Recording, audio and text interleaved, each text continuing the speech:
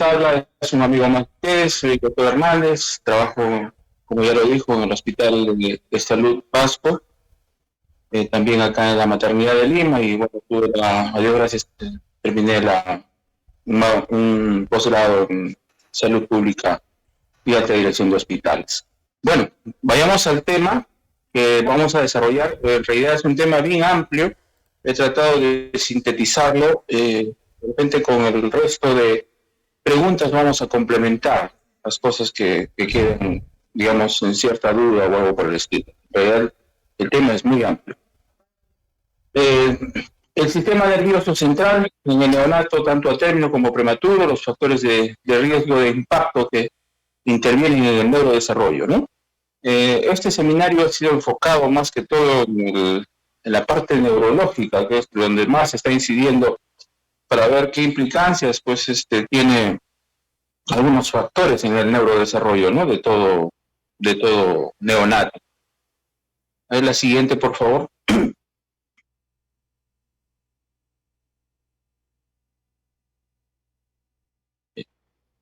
Bueno, la perspectiva del neurodesarrollo. Acá es importante tener en cuenta que todo el personal de salud que está involucrado en la atención de recién nacido, debe tener objetivos bien claros, ¿no? Como dice acá, las cosas bien claras. El objetivo es brindar una atención oportuna, un ambiente óptimo, ¿ya?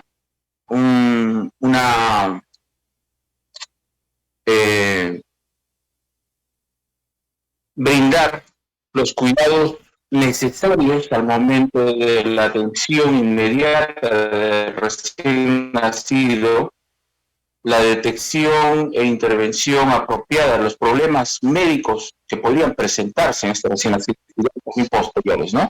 ¿Y desde cuándo debemos hacer esto? Antes de la concepción, ya en la etapa de la gestación tenemos que tomar medidas de precaución. Ahora hablamos de los 1000 días, ¿no?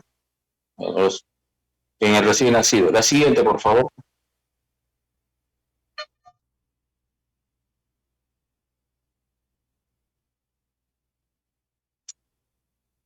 Hay factores que es importante señalarlos que son controlables y que afectan el desarrollo cerebral de todo el neonato. ¿Y esto es por qué? Porque nosotros los podemos controlar externamente. Son factores como, por ejemplo, la nutrición, el estrés y el estímulo ambiental. La siguiente.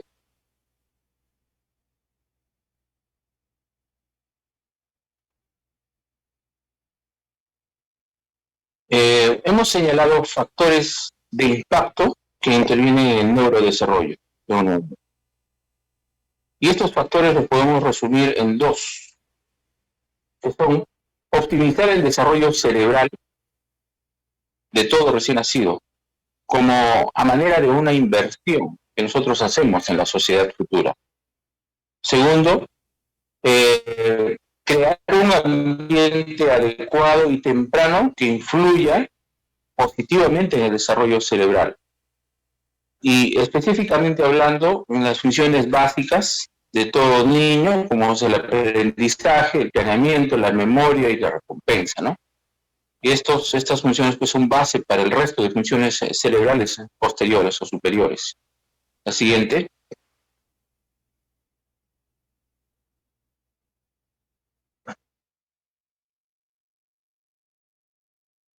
Uno de los factores que interviene directamente es la nutrición, como he mencionado. Este es otro tema, ¿no? Pero directamente, ¿qué es lo que genera una adecuada y buena nutrición y de modo temprano en todo recién nacido?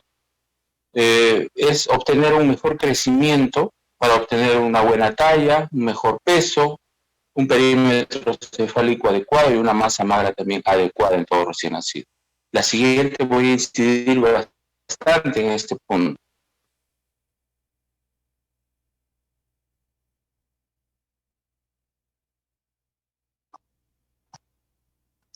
El mejor crecimiento, como hemos mencionado, una buena talla, el peso, el perímetro cefálico y la masa magra, que van a condicionar un mejor neurodesarrollo y un menor grado de discapacidad a futuro.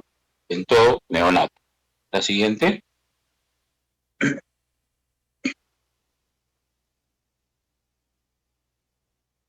Entonces, nuevamente, mejor nutrición, mejor crecimiento, buena talla, buen peso, buen perímetro cefálico, adecuada masa magra, mejor neurodesarrollo, menor discapacidad futura. La siguiente.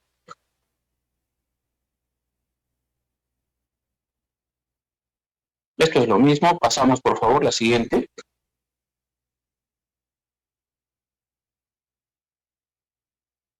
Ya.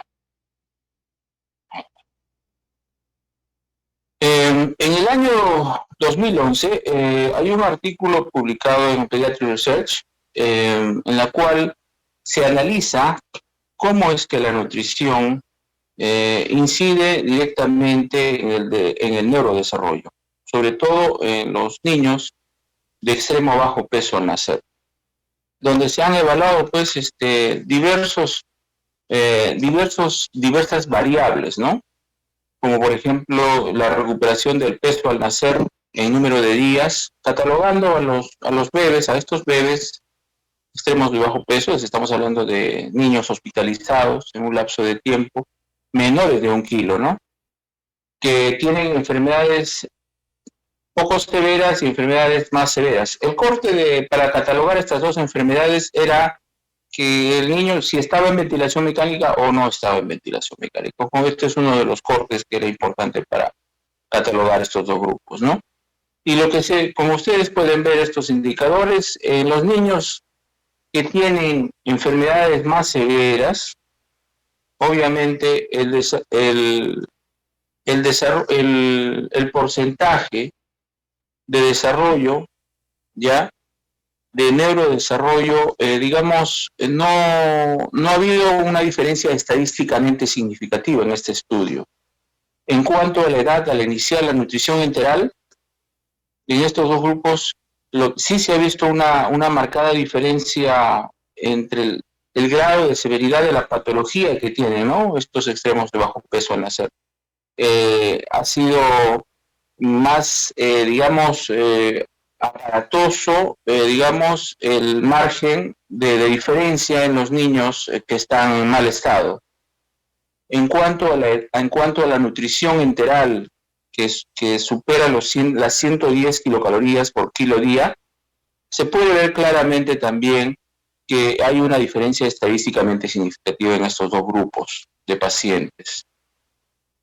En cuanto al peso a las 36 semanas, podemos ver que los niños que no han estado ventilados, que han sido catalogados como enfermedades menos severas, se han recuperado más fácilmente que los niños que han estado en mal estado, ¿no? Con enfermedades más severas, con una diferencia estadísticamente significativa, como ustedes pueden ver. En cuanto al peso menor al 10º percentil de las 36 semanas, también vemos que acá no existe una mayor diferencia, ¿no? La diferencia estadística no es significativa. La talla a las 36 semanas, podemos ver que sí ha sufrido cierto grado de diferencia, no es tan marcada, en cuanto ha sido mucho mejor, el avance o recuperación de la talla del recién nacido, menos severo en comparación con el severo, ¿no? En cuanto a su enfermedad. El perímetro cefálico a las 36 semanas también establece una ligera diferencia entre estos dos grupos, ¿no? En cuanto a la velocidad de ganancia ponderal, hay una ligera ventaja, en aquellos niños que han estado con enfermedad menos severa versus los niños ventilados, ¿no? Con una diferencia estadísticamente significativa. Entonces, ¿qué es lo que quiere decir eso, no? Que la nutrición, de alguna manera, incide y permite una mejor recuperación, ¿no? del niño. Pero también esto está condicionado al estado de salud del neonato. La siguiente, por favor.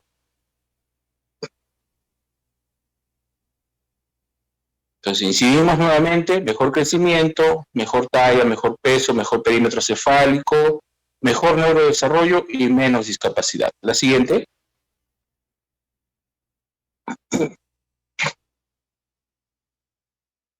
Acá tenemos algunos estudios que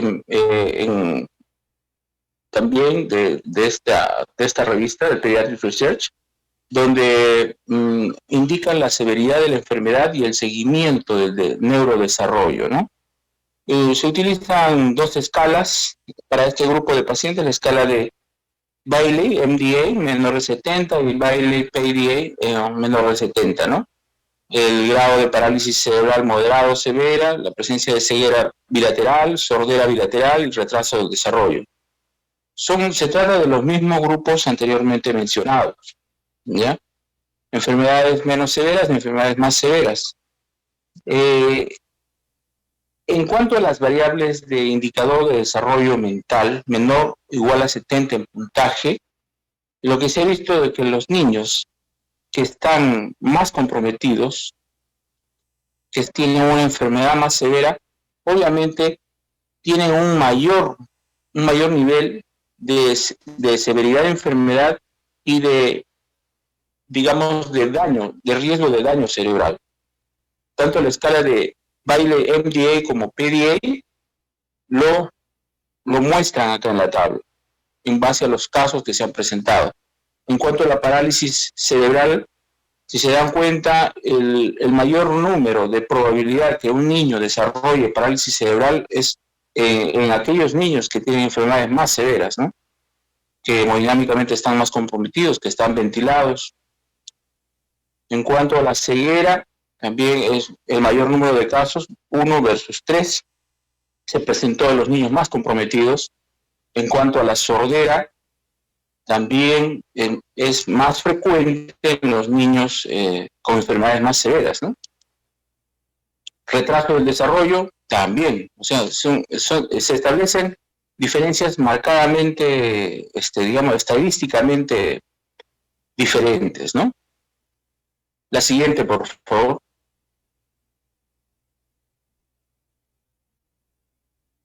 Nuevamente incido, mejor nutrición, mejor crecimiento, mejor neurodesarrollo.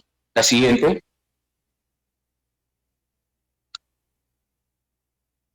El resultado o el outcome neurológico según el cuartil de ganancia ponderal.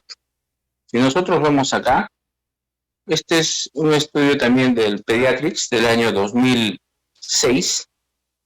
Este autor, Eckerans, ¿qué es lo que trabajó también en grupos según su ganancia ponderal? Y establecieron, utilizando la escala de Bayley, tanto la MDA como la PDA, y el retraso de desarrollo, como pueden ver acá, ¿no?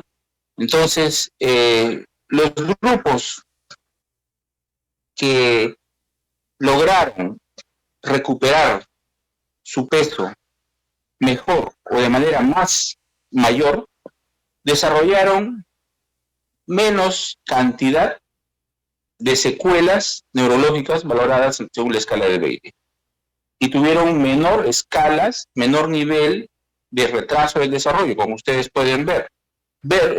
Este grupo que logró un 21.2% de recuperación, digamos, de ganancia ponderal,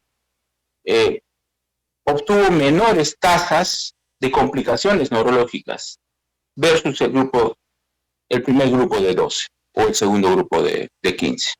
A esto se refiere esta tabla, como para que ustedes puedan ver la importancia que tiene, pues, obtener marcar una adecuada nutrición en el recién nacido y que gane un peso adecuado. Es importantísimo para el desarrollo cerebral. La siguiente.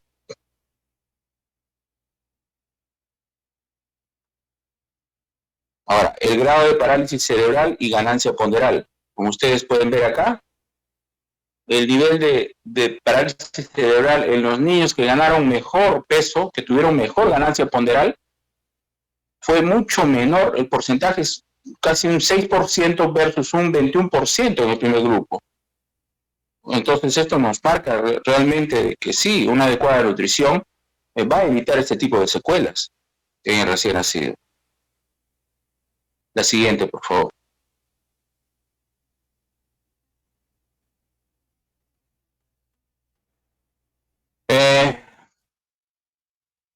El outcome neurológico y ganancia ponderal. Este autor, Poindexter, en el año 2013, estudió 1.616 bebés y el 86% de estos fueron seguidos hasta los 18 o 22 meses.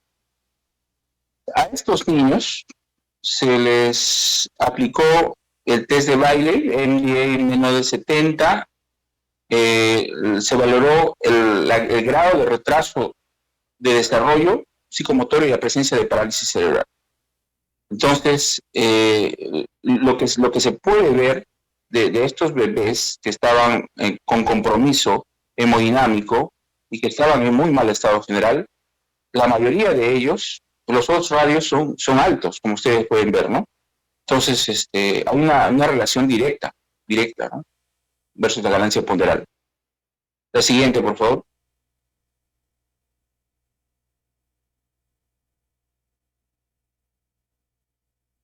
Entonces, lo que podemos inferir es lo siguiente. En cuanto hay una regresión logística ajustada para el peso al nacer, el sexo, la hemorragia intraventricular, la displasia broncopulmonar, la enterocolitis y la educación materna.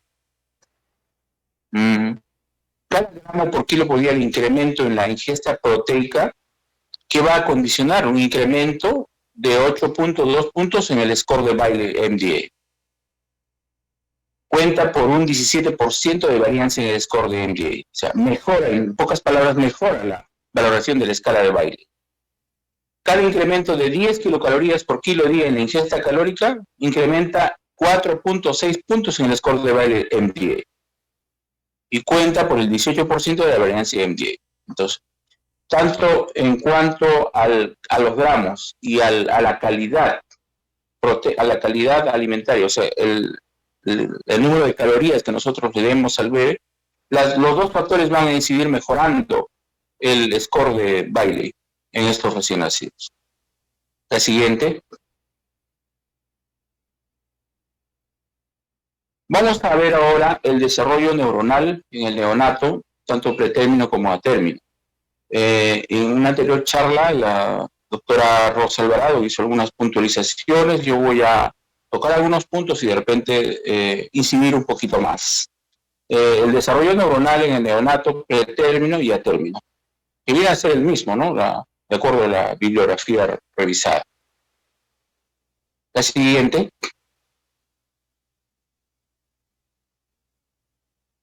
En líneas generales, el número estimado total de neuronas en el neonato es, para que se vea es 10 a la 10. Más o menos estamos hablando de un billón de neuronas, ¿no? Existe un mayor número de glías versus las neuronas. En realidad, la relación es 9 a 1. Y esto es importantísimo, ya lo vamos a ver por qué.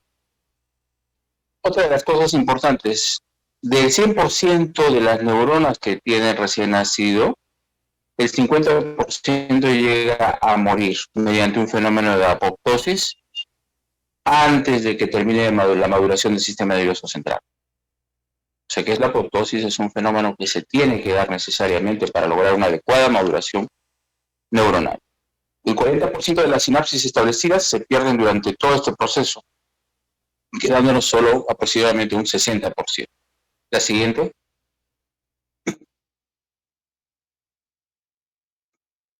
Los tipos de neuronas. Según su función, pueden ser neuronas sensoriales, neuronas motoras, o interneuronas o neuronas de asociación. Con esto ya lo conocemos. Las neuronas sensoriales son las que transmiten la información desde la periferia al sistema nervioso central. Las neuronas motoras que transmiten la información del sistema nervioso hacia las glándulas, los músculos. Y las interneuronas que permiten la transmisión local entre las neuronas, o sea, dentro del cerebro, ¿no? La siguiente, por favor.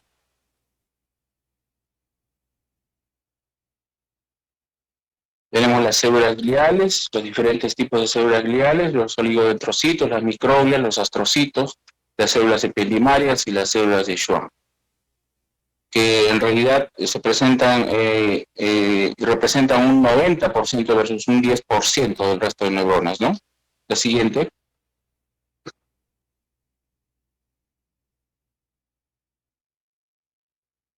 Esto es para mencionarles el tejido nervioso, bueno, la composición de la neurona, ¿no? Pues tenemos el cuerpo, el axón y las dendritas. Importante para que se ubiquen las células gliales, ¿no?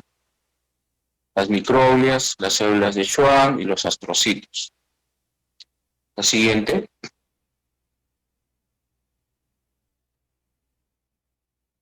En esta gráfica vemos los diferentes tipos de neuronas, ¿ya? En la corteza cerebral. Entonces, básicamente en la corteza cerebral lo que vamos a encontrar básicamente son interneuronas y neuronas de asociación, básicamente y en mayor cantidad. ¿Ya? La siguiente, por favor. En este gráfico podemos ver claramente las etapas del desarrollo neuronal de todo recién nacido.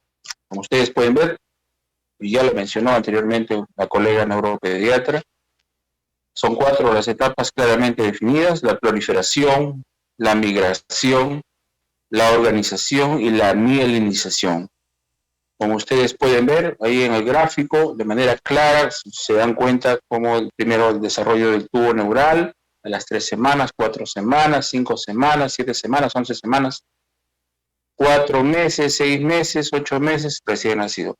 Aumenta de manera progresiva el volumen del recién nacido. La siguiente, para complementar esta información.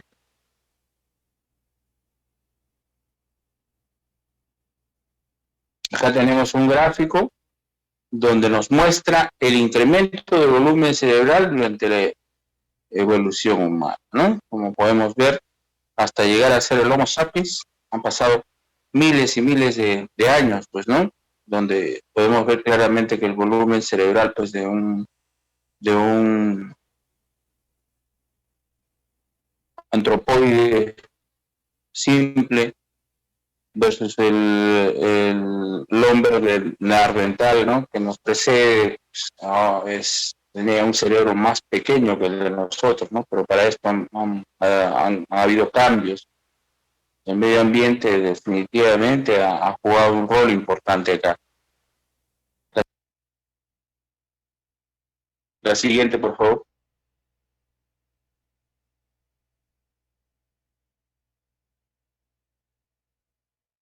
Acá tenemos la evolución del peso del cerebro de acuerdo a la edad gestacional en el feto. Ustedes pueden ver claramente que a medida que aumenta la edad gestacional, aumenta también directamente el peso del cerebro, ¿no? Por ejemplo, a una edad de aproximadamente 15 semanas no llega ni a 25 gramos, ¿no? Casi en la mitad está. A las 20 semanas son 50 gramos. Fíjense, a las 35 semanas ya está pesando 200 gramos y a las 40 semanas estamos entre los 250 a 300 gramos, ¿no?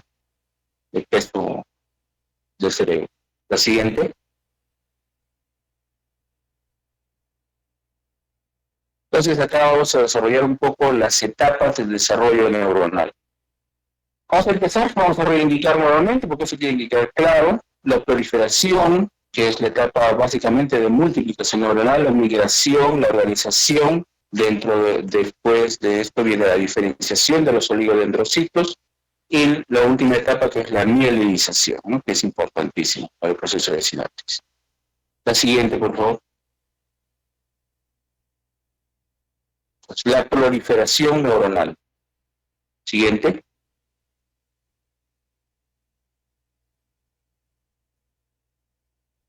Esta es una gráfica que nos muestra básicamente la célula stem del linaje que va a dar origen a la célula progenitora temprana, que va a dar origen a la neurona, al oligodendrocito, al astrocito. ¿No? La siguiente, por favor. La proliferación neuronal no se realiza al azar. Intervienen precursores neuronales y factores moleculares, como por ejemplo acá, este es una molécula, el DES1, que digamos ordena a la neurona en disolverse o, digamos, partirse para dar origen a las células progenitoras. ¿Ya? Y esto es específico, ¿no? Esto ya está estudiado, no es específico, que va a producir en la célula madre digamos, que se traccione para dar origen a las células progenitoras. La célula pluripotencial, por ejemplo, también acá se diferencia mediante la acción de estas tres moléculas, el ASCL1, el ES1 y el OLIG2, para la diferenciación, ya sea en una neurona, en un astrocito, en un oligodendrocito. O sea, necesariamente tienen que, esto es un proceso, yo diría, neuroendocrino molecular para la diferenciación. Intervienen estos tres procesos. La siguiente.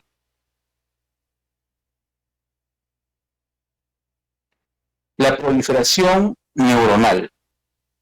La proliferación neuronal siempre ocurre desde la luz hacia adentro, ¿no?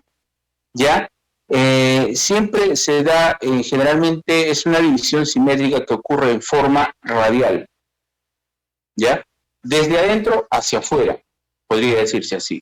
Como pueden ver acá en el corte, por ejemplo, de un ventrículo hacia la corteza, ¿no? Hacia la corteza. Ahora, la división puede ser simétrica y puede ser asimétrica, como ustedes pueden ver, ¿no? Entonces, esas dos variantes hay, ¿ya? La siguiente.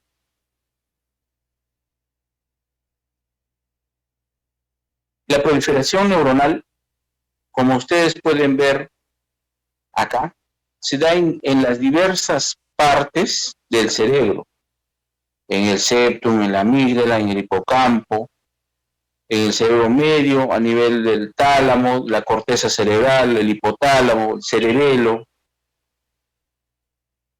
Se da de la misma manera, de la misma incidencia, ocurre una proliferación celular, una multiplicación celular a cada nivel, ¿ya? Y esto es progresivo de acuerdo a la edad del paciente, al número de días, ¿ya? La siguiente.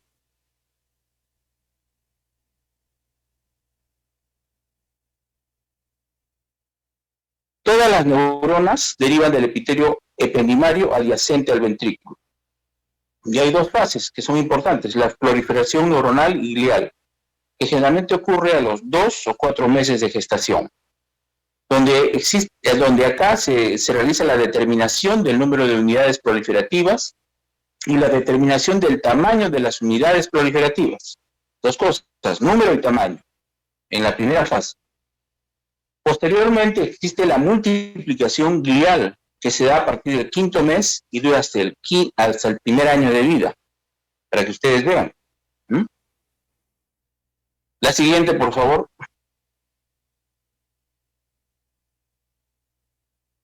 Esta multiplicación o proliferación neuronal, si no se da de manera adecuada y coordinada, sufre trastornos, tanto en número como en tamaño. Por ejemplo, en número, un número disminuido de unidades proliferativas, un tamaño disminuido de unidades proliferativas.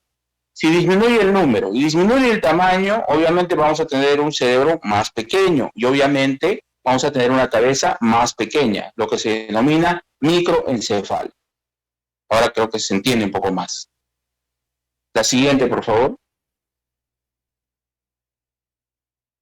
Causas de microencefalia. Pueden ser familiares, pueden ser genéticas, teratogénicas, interviene el alcohol, la cocaína, hiperfenilalanemia, anticonvulsivantes, los virus, la rubiola, el TORCH, el citomegalovirus, y hay casos idiopáticos que no se sabe la causa, ¿no? La siguiente. Macroencefalia. ¿Qué es lo que sucede? Entonces, a diferencia del otro lado, vimos número, cantidad, tamaño.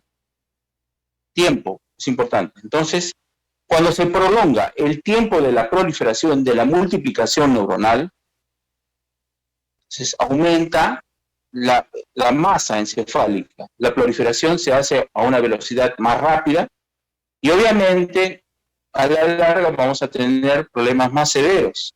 Una cabeza grande, un cerebro grande, una macroencefalia, siendo la hidrocefalia uno de estos problemas asociados, ¿no? La siguiente.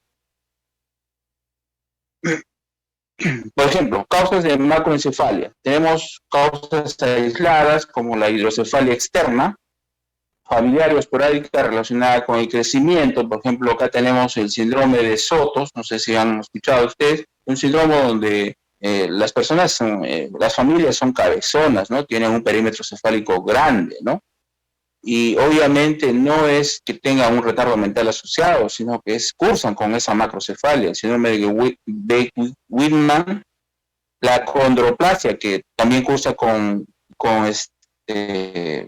macrocefalia, pero está asociado a otros problemas osteoarticulares, ¿no?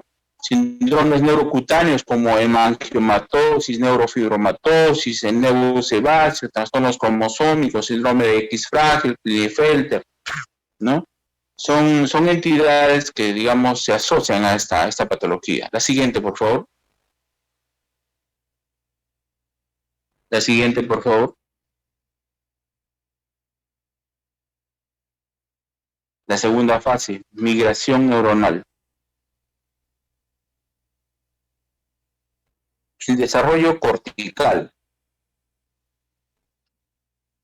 Cuando nosotros tenemos las células STEM que ya se están duplicando y llegaron a formarse las células primarias, tanto las neuronas como todas las glías, entonces, ¿qué es lo que tienen que suceder?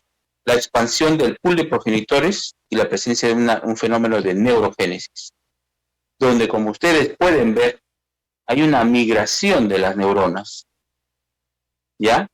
Una migración podría decirse, desde la zona central del cerebro hacia la corteza, con un fenómeno de laminación cortical, del precursor hasta la neurona propiamente dicha. ¿Ya? Eso es importante saber. La siguiente. El papel de la glía acá es determinante. Y es por eso que yo creo que es más importante y la naturaleza es tan sabia que el 90% de las neuronas son glías, ¿no? Y solo el 10% son las neuronas propiamente dichas. Y esto porque las glías son las que van a determinar en realidad el adecuado desarrollo neuronal. La migración se realiza, como les dije, desde adentro hacia afuera y en sentido tangencial.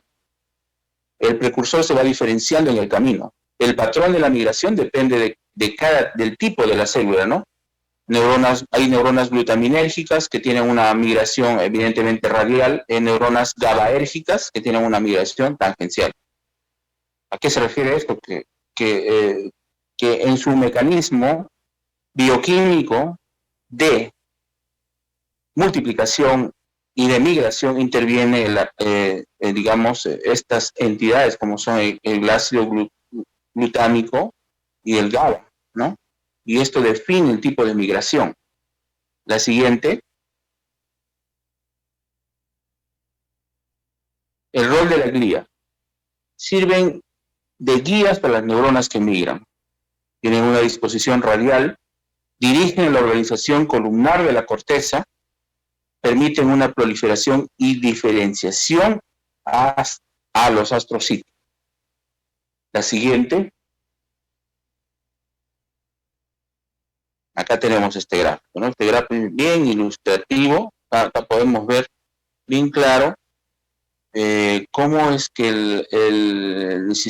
digamos, el desarrollo del sistema nervioso central se da desde la región de la zona ventricular hacia afuera, como pueden ver en el corte tangencial. ¿Ven ustedes acá la célula glial, la fibra glial, la neurona migrando hacia la región de la corteza? ¿No? Aquí bien clarito se ve, de adentro, del centro hacia la corteza, la migración neuronal. La siguiente, procesos de migración. Acá es importante, como ya lo dijeron anteriormente, la formación de la preplaca. Las neuronas migran siguiendo a las células gliales. Inicialmente la glía se dispone en fascículos y después en fibras únicas. El modelo, como ustedes han visto, es de adentro hacia afuera. Existen cambios en el trayecto en las rutas gliales mediados por determinantes moleculares, como ya se mencionó. La siguiente. Acá tenemos a las neuronas preplaca, ¿no? ¿Ven? Fíjense cómo se va organizando estas células gliales, agrupándose, formando la presencia de una preplaca que se va diferenciando de manera progresiva. La siguiente.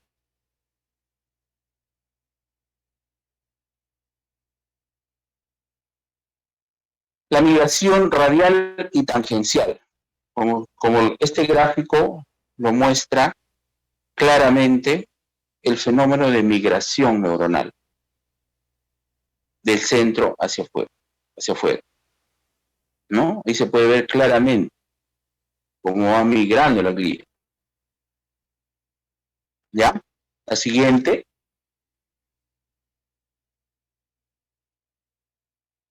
Acá tenemos otro gráfico donde ya muestra los componentes moleculares, ¿no? Son siglas, estos, el MGE, el LGE, el BZ, son componentes moleculares que intervienen justo en este proceso de migración, ¿no? Este es un proceso un poco complejo, como les digo, donde intervienen diversas moléculas para que puedan movilizarse estas glías hacia la corteza. Y obviamente la presencia de una de estas moléculas incide más en unas glías que en otras, ¿no?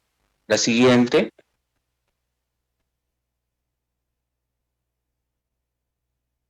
La migración neuronal. Algunos determinantes moleculares. Las neuronas de la preplaca, por ejemplo, se requieren de la presencia de fibronectina, relina, PAP, GABA. La neurona radial, la presencia de laminina. Las neuronas en migración requieren la presencia de neurirregulina, doble cortina, filamina, canales de sodio, receptores MDA, entre otros, ¿no? Son determinantes moleculares, como les mencioné anteriormente, que necesariamente intervienen. La siguiente, por favor. Acá tenemos la señalización. Ahora, todo esto se realiza pues de una manera ordenada, ¿no? Cada neurona no migra porque le da la gana, ¿no? Tiene que haber como se dice, un tránsito ahí, ¿no? Una señalización adecuada. Justamente para esa señalización intervienen varios factores, ¿no? Intervienen hormonas, intervienen factores de crecimiento, ¿ya?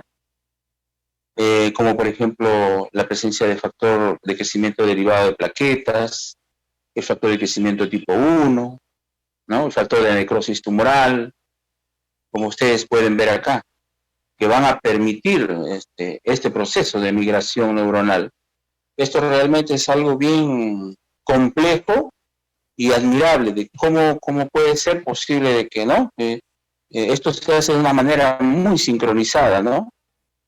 Donde intervienen los factores moleculares, los mediadores citoquímicos que hacen posible ese traslado neuronal, ¿ya? Del ventrículo a la corteza. Entonces, todo esto es realmente es un proceso bien complejo y admirable, ¿no? Lo que ocurre en el desarrollo neuronal. La siguiente, por favor.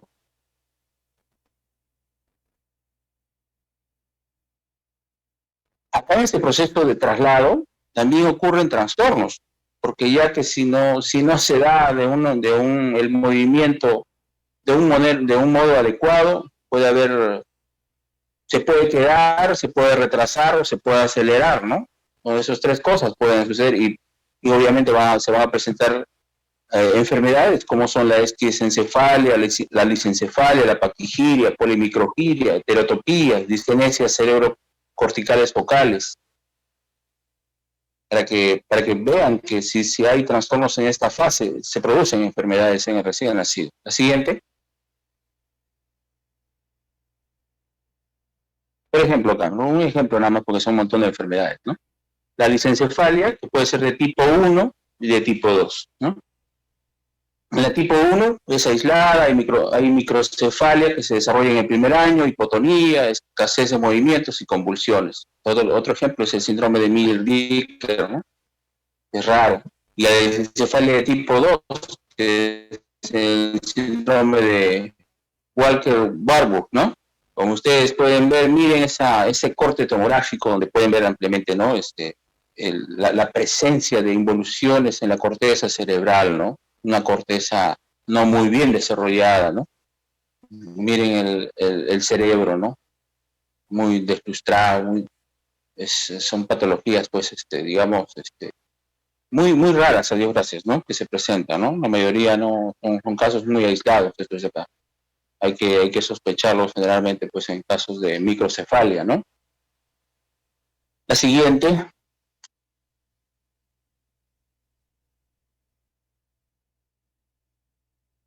Es importante tener en cuenta que en la proliferación neuronal puede haber una neurogénesis normal o reducida, ¿ya?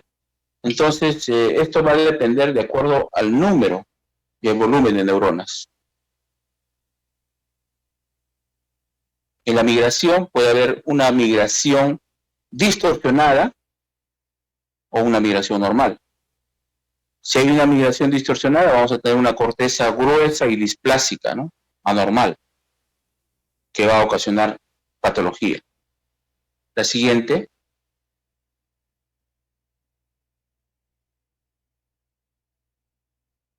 Acá, por ejemplo, tenemos una lisencefalia clásica, donde la corteza cerebral es gruesa, con 4 capas.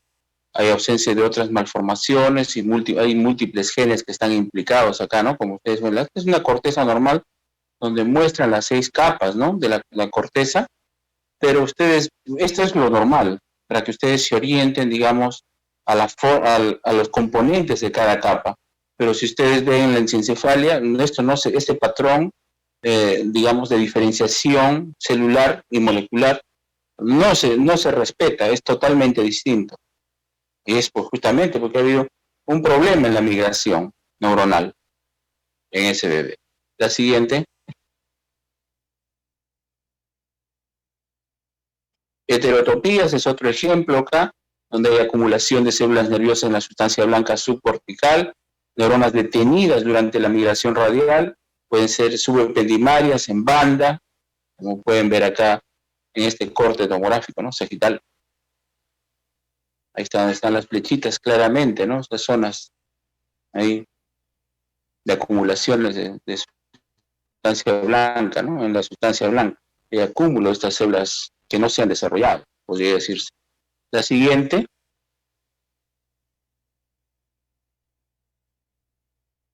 Displasias corticales se presentan en las etapas tardías de la migración neuronal, son mutaciones somáticas de los precursores de las neuronas piramidales, en forma de abanico, conectadas con ventrículos que sugieren un patrón de dispersión de células displásicas, ¿no? Esto les he mostrado en realidad para que vean las diversas patologías que se presentan, ¿no? En los bebés cuando hay este tipo de trastornos, ¿no? Que nosotros abordamos a los pacientes ya con, digamos, con las enfermedades y las secuelas de estas enfermedades que se han desarrollado ya desde intraútero, ¿no? En los bebés, en algunos bebés. La siguiente. Organización neuronal, tercera fase. Siguiente. Es un periodo que ocurre a partir del quinto mes, como mencionamos, hasta años después del nacimiento, ¿no? Muchos dicen hasta los 5 años, otros dicen 4 años, generalmente 5 años eso nos termina, ¿no? De organizar las neuronas. Las neuronas de la subplaca son las primeras en migrar, constituyen el lugar de contacto sináptico con las neuronas ascendentes, guían proyecciones de la corteza hacia los blancos subcorticales, ¿no? La siguiente.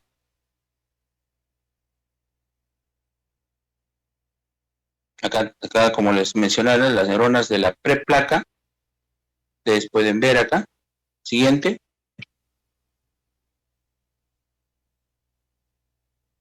En la organización neuronal existen dos cosas: la laminación y crecimiento de las dendritas y el desarrollo de las sinapsis. La primera se acompaña de un notable aumento de volumen cerebral, que ocurre generalmente entre las 28 o 40 semanas. Y el desarrollo de la sinapsis son sinapsis corticales, digamos, que ocurren después del nacimiento, ¿no? El 40% de las sinapsis se eliminan después del nacimiento. La siguiente. Acá tenemos el desarrollo de las dendritas, ¿no? Como ustedes pueden ver, ¿no? Miren cómo es el tubo, ¿no? Casi nada, poco a poco se van desarrollando todas las dendritas. La siguiente. Acá en cuanto al desarrollo de la sinapsis. A las 25 semanas, fíjense el grado de enmarallado, o sea, la comunicación interneuronal. Es poquísima. A las 27 semanas todavía sigue siendo poco. A las 32, fíjense esa red de enmarallado, de conexiones entre neuronas. Y a las 40 semanas, para que vean la diferencia, ¿no? El número, mira, casi es una malla prácticamente, ¿no? Recién nacido, a diferencia de un prematuro, es porque en un prematuro, pues justamente, pues si sacamos a un niño de 27 semanas, obviamente que no va a tener el grado de desarrollo neuronal que tiene un bebé a término. Y ahí lo puede ver claramente en el desarrollo de la sinapsis. La siguiente. Apoptosis. Al comienzo hablamos de un fenómeno de apoptosis o muerte neuronal hasta cierto punto programada, ¿no? Yo diría adaptada por el mismo cerebro. Eliminación selectiva de procesos de sinapsis neurales. El 50% de las neuronas generadas mueren antes del nacimiento. Esto, como ya lo mencionaron anteriormente, depende directamente de la producción de unas enzimas llamadas caspasas, que se ha demostrado pues que a mayor número o porcentaje de estas enzimas existiría un mayor porcentaje de apoptosis celular, ¿no? Ahora, existen determinantes moleculares similares a los que existen para la migración y proliferación. Claro, algunas moléculas inducen a fenómenos de apoptosis neuronal. Esto es cierto. La siguiente.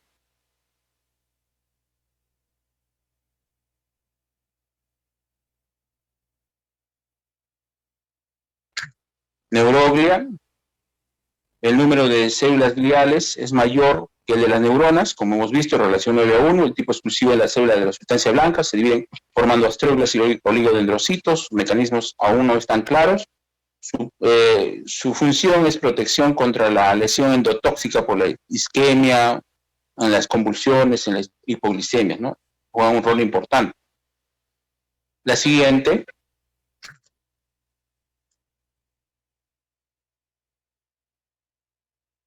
Hay trastornos también en la organización neuronal. Ahí puede haber alteraciones primarias, pueden haber alteraciones secundarias. Por ejemplo, en las alteraciones primarias tenemos el síndrome de Down, el síndrome de X frágil, el síndrome de Angelman, alteraciones secundarias, leucomalacia periventricular, trauma perinatal y postnatal, dependencia del ventilador, ¿no? Estas, digamos, entidades pueden producir trastornos de organización neuronal.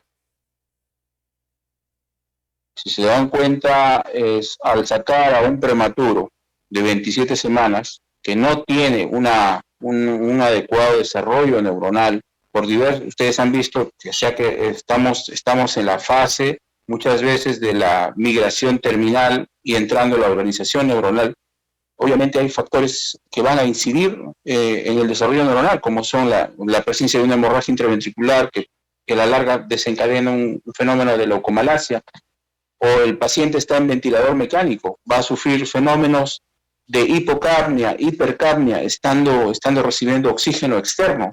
Y estos factores van a incidir en la organización neuronal. Claro que sí, inciden en la organización neuronal y condicionan desperfectos, digamos, lesiones cerebrales.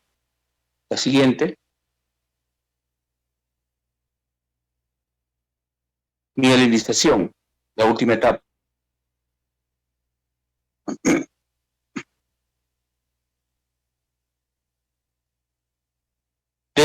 Se da desde el nacimiento hasta años después. Incluso también se dice que sigue hasta los 5 años, donde termina el proceso de organización y mielinización neuronal.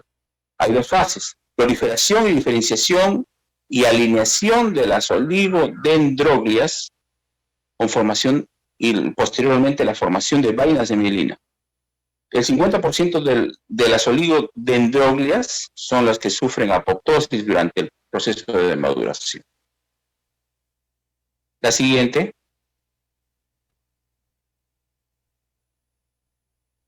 Acá tenemos el desarrollo de la oligodendroglia, como ustedes pueden ver, progenitor, el prooligodendrocito, el oligodendrocito, ¿ya? Y la mielinización del oligodendrocito, como ustedes pueden ver, donde intervienen factores moleculares que van a permitir llevar a cabo esto de acá, este fenómeno. La siguiente.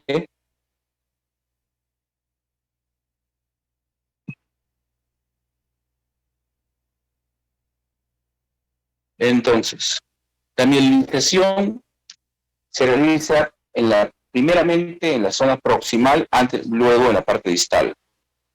Es primeramente sensitiva, se desarrolla en la parte sensitiva, luego en la parte motora. Primariamente en las áreas de proyección antes que en las áreas de asociación cerebral, en sitios centrales antes que en los polos, y preferentemente en los polos occipitales antes que en la región frontotemporal. Entonces, hasta la mielinización, como ustedes pueden ver, es selectiva en algunas zonas del cerebro primariamente. La siguiente.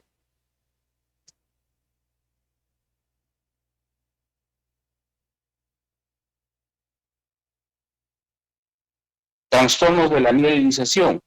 Claro, si no hay una adecuada mielinización, también hay trastornos primarios, trastornos secundarios. Trastornos primarios, por ejemplo, hipoplasia de la sustancia blanca, hipotiroidismo, acidurias orgánicas, aminoacidurias, desnutrición, prematuridad. Todas estas entidades van a producir trastornos en la mielinización neuronal, claro que sí, como entes primarios y directos, podría decirse. Trastornos secundarios asociados a cromosopatías, secundarias de patologías neonatales como una hipoxia isquémico, un trauma obstétrico, la presencia de infecciones posteriores a trastornos de organización, como secuela, ¿no?, de la organización neuronal. Entonces, todo esto, digamos, nos hace ver de que tenemos que tener mucho cuidado cuando manejamos en la parte de cuidados intensivos a un bebé, sobre todo prematuro, por las lesiones que podamos provocar en el desarrollo neuronal, sobre todo en esta fase de la mielinización también. La siguiente.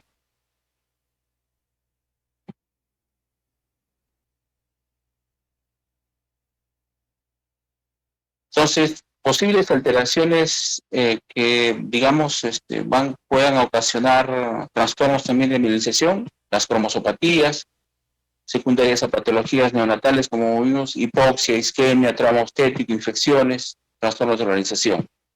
La siguiente.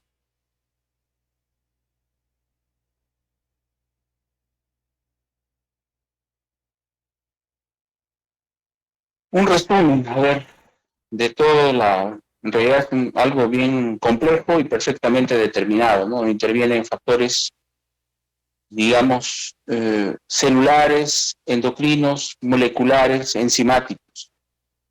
Las injurias únicas pueden afectar a más de una fase o hasta a veces dos fases del desarrollo neuronal.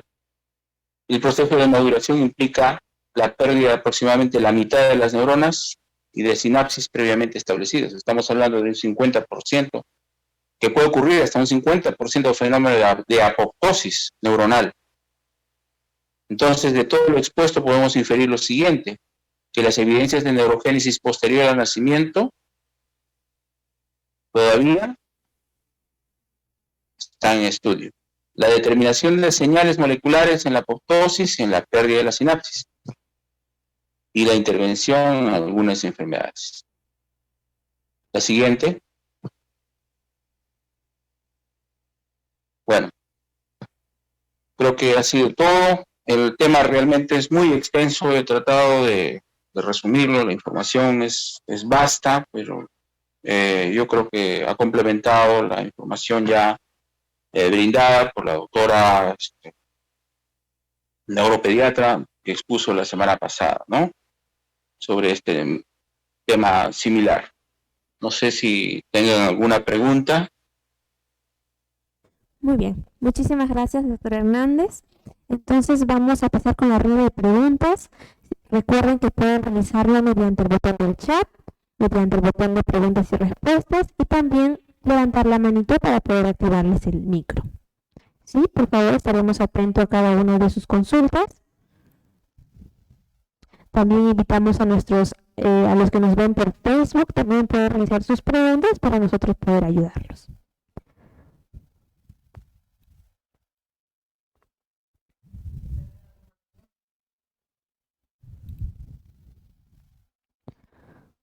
Muy bien, estamos atentos.